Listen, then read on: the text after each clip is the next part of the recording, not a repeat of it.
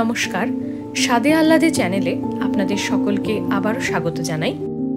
আমার আজকের রেসিপি সবজি দিয়ে চিকেনের পাতলা স্টিউ। এটি অত্যন্ত স্বাস্থ্যকর ও সুস্বাদু একটি রেসিপি। ছোট থেকে বড় সকলেই এটা খেতে ভালোবাসে। বিশেষ করে যে সমস্ত বাচ্চারা সবজি খেতে বায়না করে, মানে খেতে চায় না, তাদেরকে সবজি খাওয়ানোর এটা কিন্তু একটা বেশ নতুন ধরনের কৌশল। এই রান্নাটি করতে আমি 1 কিলোর মতো চিকেন ব্যবহার করছি। কারি পিসেসে কাটা রয়েছে, সেটাকে ভালো করে ধুয়ে পরিষ্কার করে লেবুর রস, নুন, হলুদ ও কিছুটা সর্ষের তেল দিয়ে আমি এখানে ম্যারিনেট করে রেখেছি।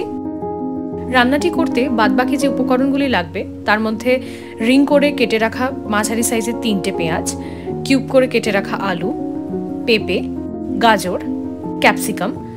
এখানে আপনারা নিজেদের পছন্দ মতো আরও কিছু সবজি চাইলে অ্যাড করতে পারেন, যেমন বিনস বা অন্যান্য বেল পেপার্স।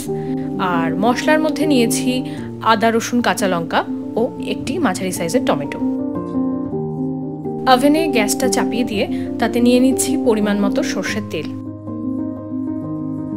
কিছু বেসিক হোল স্পাইসেস অ্যাড করে নিচ্ছি, যেমন তেজপাতা, শুকনো লঙ্কা ও গোটা গরম মশলা।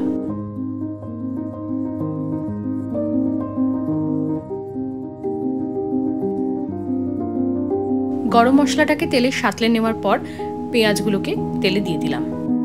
মনে রাখতে হবে, যেহেতু এটি একটি স্বাস্থ্যকর রেসিপি, তাই সবজিগুলোকে কিন্তু বেশি ভাজা যাবে না।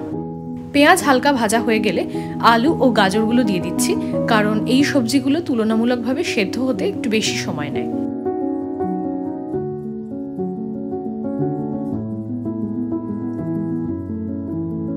এবার দিয়ে দিচ্ছি ক্যাপসিকাম।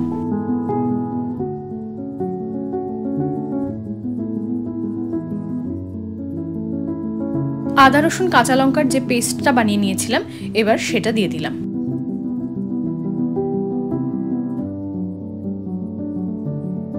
মশলার কাঁচা গন্ধটা ছেড়ে গেলে দিয়ে দিচ্ছি স্বাদ মতো নুন।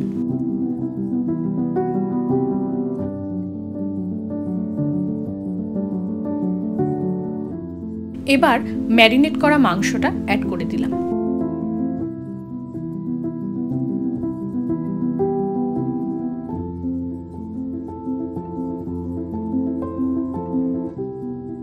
মাংসটা মশলার সাথে হালকা নাড়াচাড়া করে নিয়ে পেঁপেটা দিয়ে দেব।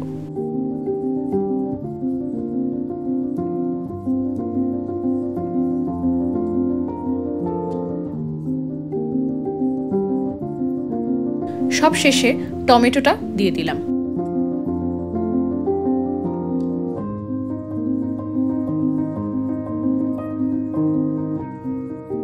খানিকক্ষণ কষে নিয়ে জল ছাড়তে শুরু করলে একে একে গুঁড়ো মশলাগুলো দিয়ে দিচ্ছি, যার মধ্যে আছে হলুদ গুঁড়ো, ঝাল লঙ্কার গুঁড়ো ও জিরের গুঁড়ো।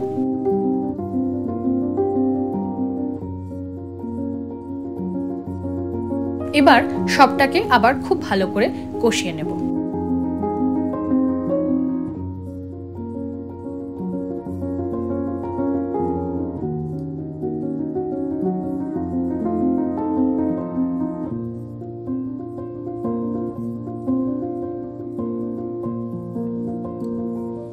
চিকেন স্টুতে গোলমরিচের গন্ধটা ভীষণ ভালো লাগে, তাই কয়েকটা গোটা গোলমরিচ দিয়ে দিচ্ছি।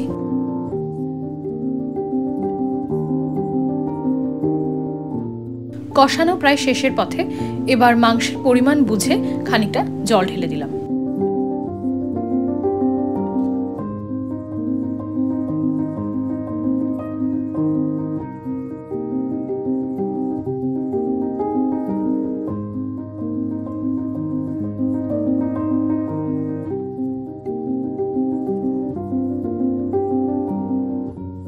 ঝোলটা স্যুপের মতো খাওয়া হয় বলে আমি এখানে একটু বেশি পরিমাণই জল দিয়েছি, পরিমাণটা প্রায় 4 বাটির মতো।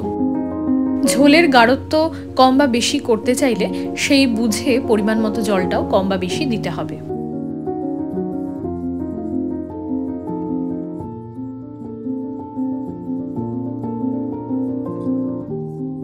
ঝোল ফুটে উঠতে শুরু করলে দিয়ে দিচ্ছি খানিকটা বাটার।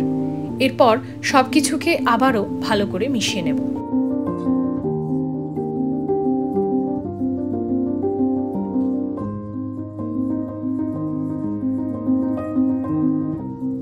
সবজি, মাংস সবই সেদ্ধ হয়ে এসেছে, তার মানে আমাদের রেসিপি প্রায় শেষের পথে।